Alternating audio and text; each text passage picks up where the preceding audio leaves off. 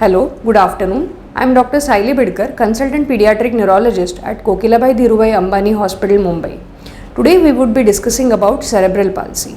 Cerebral palsy is a very common neurological condition which we commonly see in the children, and it is one of the major cause of disabilities among the children. If we go in the literal meaning of cerebral palsy, word cerebral means something related to brain and palsy means loss or impairment of function.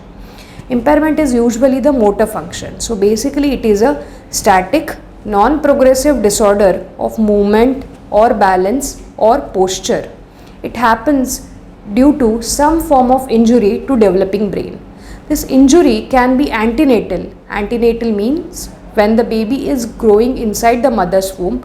The risk factors could be some form of infection, pregnancy-induced hypertension with preeclampsia. It could be natal, that is during the time of delivery. Obstructed labor, difficult deliveries causing hypoxia to the developing brain can also lead to cerebral palsy.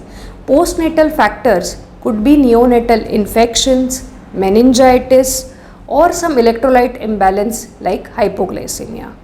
So any injury which happens to developing brain can lead to cerebral palsy. There are various types of cerebral palsy. So spastic cerebral palsy means where there is stiffness or tightness in the limbs. Dyskinetic cerebral palsy means when the cerebral palsy have along with it some form of abnormal movement which could be proximal or distal. Sometimes it's a mixed manifestation of spasticity along with dyskinesias, and sometimes it could be hypotonic cerebral palsy.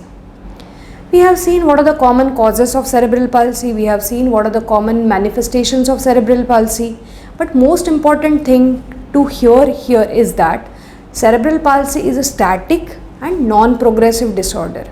Something has happened to developing brain, but it is not a progressive condition.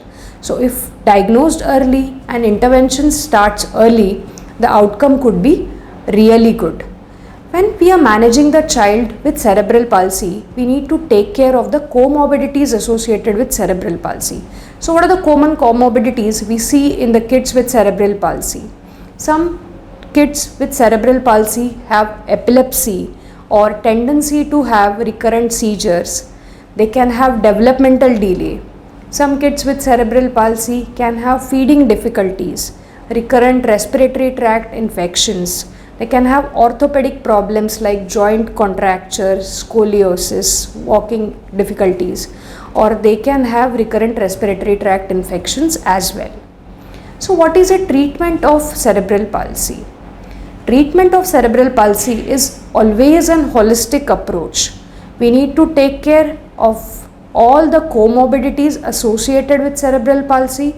It is always an holistic approach where you need your pediatric neurologist, your developmental physician, you need physio and occupational therapy.